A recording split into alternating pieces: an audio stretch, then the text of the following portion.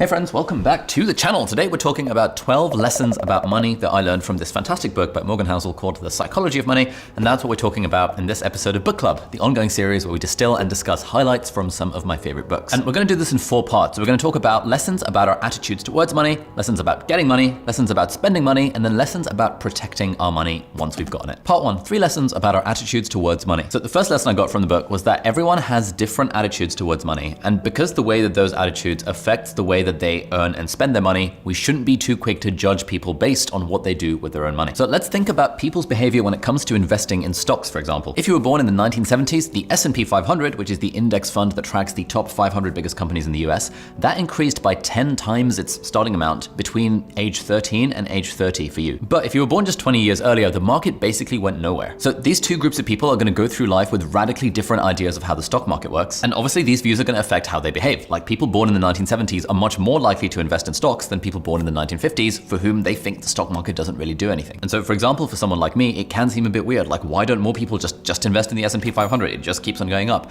Why don't more people invest in crypto? But what I realized after reading the book is that, to be honest, I need to not be a dick about it because people have different attitudes to money depending on their own circumstances. Lesson number 2 is don't underestimate the importance of luck when it comes to making money, because basically any outcome that we're going for, whether it's making money or anything else in life, is some combination of luck and skill and unfair advantages. If we take Bill Gates, for example, now he's obviously super talented, but he was also pretty lucky to get to go to one of the very few high schools in the US that actually owned a computer. And that's what helped him start messing around with coding and start working on the company that ultimately became Microsoft. And so Morgan's point in the book is that we shouldn't focus too much on the individuals. We shouldn't look too closely at what did Elon Musk do to get rich? What did Bill Gates do to get rich? We should instead look at the broader patterns that try and account for this fact that different people got lucky at different times. Lesson number 3 from the book is that we should learn to say this is enough. Now, it's natural for us as humans to keep on moving our goalposts. Like once we achieve our goals, whether it's financial goals or career goals or hot board goals or pretty girl goals, we always look forward to the next goal. And generally the cycle doesn't end because we keep on comparing ourselves to the people who are above us in this invisible ladder. Now, this lesson really resonated with me because I've been chasing this entrepreneurship thing since like the age of 13, trying to make money on the internet,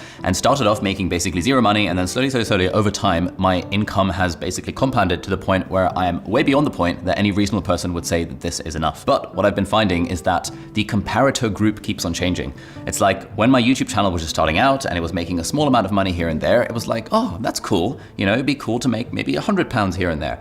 Then it started making £100 here and there. I was like, oh, that's cool. But look at those channels that maybe have millions of subscribers. Like, I wonder how much money they're making. And what I like that Morgan reminds us of is that we actually do need to recognize when enough is enough and not be continuously trying to pursue growth just for its own sake. And in the book, he gives a bunch of examples of really rich people doing very dodgy and shady things to chase even more money. Like Bernie Madoff, for example, who was already ridiculously rich, but then built this pyramid scheme to try and become even more ridiculously rich and ended up in prison as a result of it. And what Morgan says is that it's really about asking the question of when is enough enough? Do I really need this extra thing? And there's a nice quote where he says, there is no reason to risk what you have and need for what you don't have and don't need. And this lesson actually applied in my life fairly recently. So my housemate, Sheen, if you might remember from previous videos, moved to Dubai. And I was strongly thinking, why don't I move to Dubai? And I spoke to my accountant and he was talking about the low tax rates and all that kind of stuff. And I was thinking, ooh, I could wind down the company in the UK, move to Dubai, like not live in the UK for 3 years to become tax resident outside of the UK, become tax resident in Dubai where I don't pay any corporation tax or VAT or income tax and all this stuff. And then I'd be making twice as much money because I have to pay half as much tax.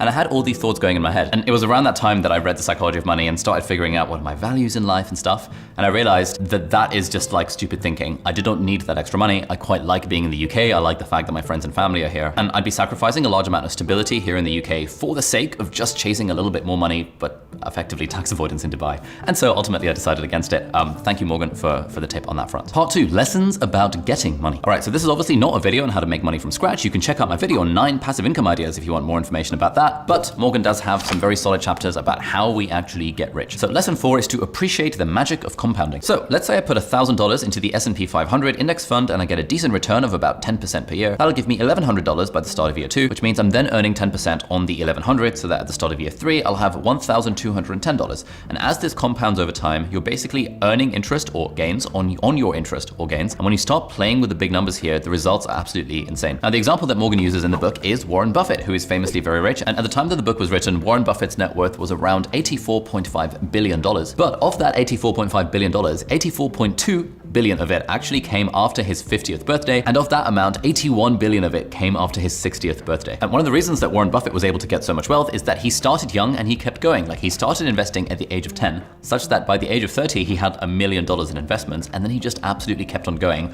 well into his, I think he's like 90 something now. And there's some good maths in the book that shows that 99.9% of Warren Buffett's wealth came as a result of compounding, because he started early and he just did it for absolutely ages. And there's a really nice quote from the book that describes Warren Buffett's success with this. Morgan writes that none of the 2,000 books picking apart Buffett's success are titled, "This guy has been investing consistently for 3/4 of a century," but we know that that's the key to the majority of his success.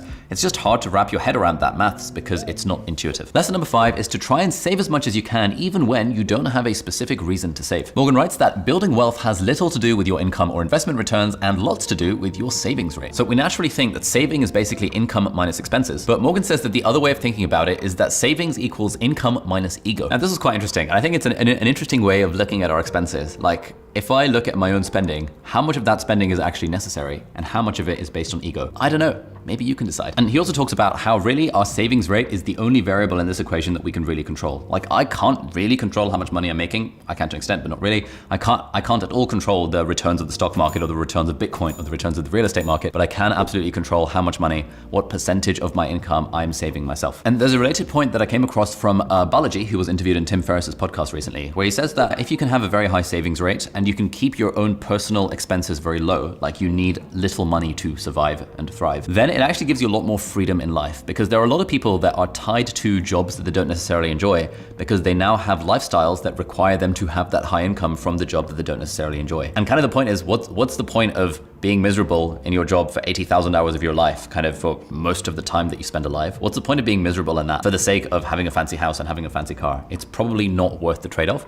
And so really, if we can just lower our personal expense rate, increase our personal savings rate in, whatever fashion we can, that gives us more anti-fragility, more freedom, more autonomy to kind of do more of the things that we actually want. Lesson number 6 from the book is to focus on not screwing up rather than on making big gains. So let's imagine two investors, Sue and Jim. Sue invests $1 into the stock market every single month, no matter what. Whereas what Jim does is that he invests money into the stock market as it's going up, and then he sells his stocks as it's going down, and he's trying to play the market in that sense. This is what Sue's portfolio looks like over time, and unfortunately, this is what Jim's portfolio looks like over time. And the reason why Sue ends up better off than Jim is not because she made big gains, it's because she consistently did not screw up by selling her stocks in like a downturn. And the other interesting point here is that when it comes to thinking about how we're spending and investing our money, getting it wrong is a lot worse for us than getting it right. Because if we lose money, we can then no longer go back into the game and we actually have consequences on our life. Whereas if we make twice as much money or twice as much as that or twice as much as that, like, there are significant diminishing returns to the value of extra money that we get. And so Morgan's point basically is, to like think about the long term and try not to lose money rather than thinking, oh my God, I need to chase that next Ponzi scheme or that next, Dogecoin is going to the moon, therefore I'm going to put stuff in there. It's far more important to just focus on not screwing up and not losing money and doing that consistently over time so that you can actually benefit from compounding. All right, let's turn to part 3, which is lessons about spending money. And then lesson number 7 is use money to buy freedom. And he talks about how really the true value of money is in the flexibility and the optionality that it gives us rather than the fact that it helps us buy a fancy house or a fancy car. He writes that money's greatest intrinsic value, and this cannot be overstated, is its ability to give you control over your time. Using your money to buy time and options has a lifestyle benefit that few luxury goods can compete with. And the reason for this is that at the end of the day, we all just want to be happy and live a happy and meaningful life. And tons of studies have shown that your income has significant diminishing returns on your personal life satisfaction or happiness from life. And that beyond a point, depending on who you ask, it's around about $75,000 in the US. Beyond a certain point, more money stops buying you further increases in happiness. And so ultimately, given that time is our most valuable non-renewable resource, we can always make more money, but we can never make more time. Using our own money to buy extra time, to buy our freedom, is a very good use of that money, rather than spending it on pointless luxury crap that we don't actually need. Lesson number 8 is that getting wealthy is very different to staying wealthy. Now here, Morgan writes that getting money requires taking risks, being optimistic and putting yourself out there, but keeping money requires the opposite of taking risks. It requires humility and fear that what you've made can be taken away from you just as fast. And I was kind of thinking about this as I was thinking about basically these days, how much of my investment portfolio to take out of stocks and real estate and just put into crypto. So crypto is obviously highly volatile and could go up significantly. I have reasonably high conviction that it will, but I still have a decent chunk of savings in investments in stocks and shares and in real estate. And reminding myself that right now, my aim is not to continue to make more money. My aim is actually to keep the money that I have and grow it slowly. That means I want to be nicely diversified across these different asset classes. And so I do have a fairly significant chunk of my portfolio, I think like 30 or 40%, 30%, probably 30% in crypto, more on that in a future video coming. But I am not withdrawing all of my stock market returns and all of my kind of real estate investments to put money into crypto. That would be a bad decision. And even though it might go up, it's like, if it goes down, then that will significantly negatively affect my life in a far greater way than if it just goes up 10x or goes to the moon, for example. Lesson number 9 from the book is don't be a flashy twat. So Morgan writes to his son, you might think you want an expensive car or a fancy watch and a huge house, but I'm telling you, you don't.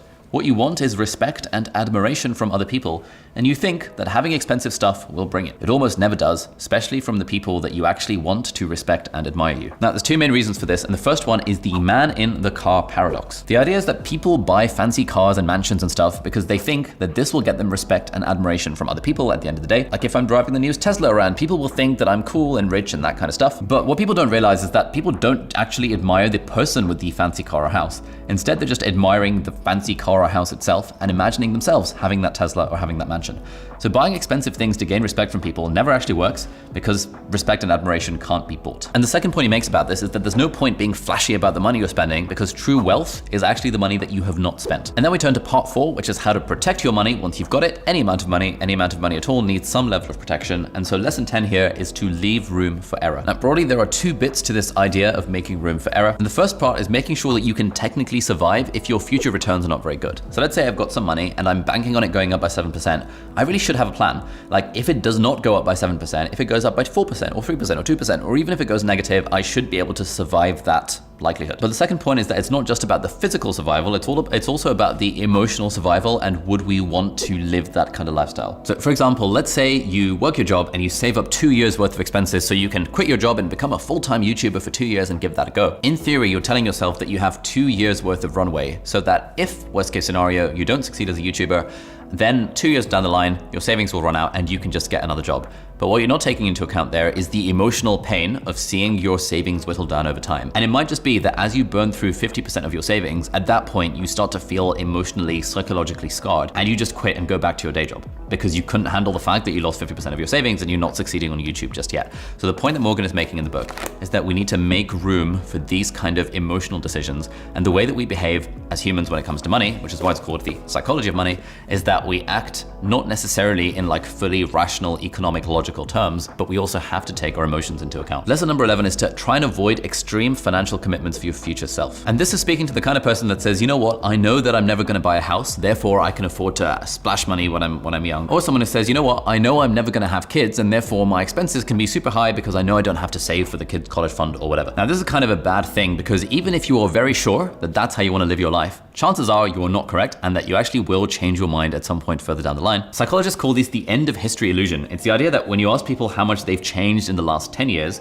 we're pretty good at describing how we've changed. But if you ask people to predict how much they're going to change in the next 10 years, then we're really bad at doing that. And we think that we are, broadly the people we are now are roughly the same as the people that we're gonna be 10 years from now. And so given that we are really bad at predicting how our own goals and values and desires are gonna change over time, and given that we're kind of hoping that unless the crypto thing really goes to the moon and fiat currency completely dies, we're still gonna need money to make decisions 10 years from now. We should keep that in mind. We shouldn't make extreme financial commitments to ourselves right now. We shouldn't blow all our money for this, live fast, die young, because by the time you're approaching the whole die young thing, you might realize, actually, I kind of want to live for another 40 years and now you have no money and it's kind of a bit of a struggle. And then lesson number 12 is to be reasonable rather than rational. And the point that Morgan's making here is that sometimes good decisions are not always rational, but they are reasonable. And that we have to remember that we're ultimately emotional creatures with emotional needs, not just like rational economic machines making the absolute perfectly logical decision. And I think this lesson is what I really took home because before reading the book, I could not imagine why anyone would bother paying off the mortgage on their house. It just seemed like a dumb thing to do. Like, why would you do that? You can borrow money from a mortgage relatively cheaply. If you stick that money in stocks and shares, it will grow faster than the rate of the thing of the mortgage. If inflation happens over time, the value of the mortgage goes down. All of these like rational economic reasons for not paying off the mortgage on your house.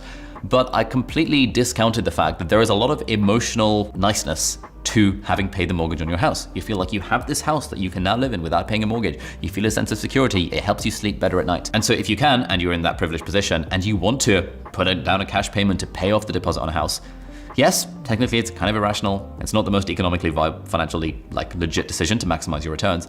But if it's the thing that helps you sleep at night, that is the thing that matters. Because ultimately, if we're playing this game of, getting and protecting and earning and continuing to retain our money rather than losing all of it, we have to also optimize for the things and the decisions that will help us sleep at night. And so maybe you might watch one of my crypto videos, or you've got a crypto bro friend who says, oh my God, you should be putting 100% of your money into crypto. But if that helps you sleep worse at night, don't do it. Put however much of your money into crypto as you are personally comfortable with, and that will be reasonable even if it's not fully rational. So those are 12 lessons about the psychology of money. There are actually a few more, I think 3 more that I've got in my script, but this video is getting very long, and so those lessons are going to be in the extended version of this video, which is available over at Nebula. Now, if you haven't heard, Nebula is an independent streaming platform that's built by me and a bunch of other creator friends. And on Nebula, we can put things like very, very, very long videos about books like this without worrying about how they're going to perform in terms of the YouTube algorithm. It's also the place where I release exclusive content like clips from my old deep dive series, life advice from cool people from all around the world, and also my workflow series where I talk through how I use apps like Notion and Roam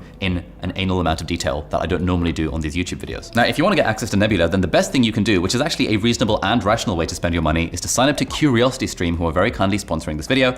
CuriosityStream is the world's leading documentary streaming subscription platform. And on CuriosityStream, they've got hundreds, thousands of documentaries that are super high quality about all sorts of things from science and technology to history and geography and societies and all that fun stuff. And because CuriosityStream love independent creators, we've got a partnership deal with them, which is that if you sign up to a year of CuriosityStream, which is less than $15 for the whole year, you get free access to Nebula bundled with it. And so for less than $15 a year, you get full access to CuriosityStream's fantastic library of content alongside all of the exclusive stuff that me and a bunch of other creators have over at Nebula.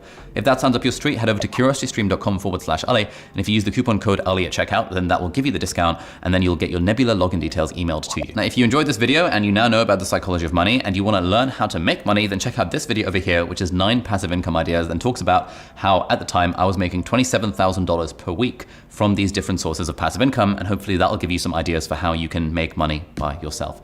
Anyway, thank you so much for watching. Do hit the subscribe button if you aren't already, and I'll see you hopefully in the next video. Bye-bye.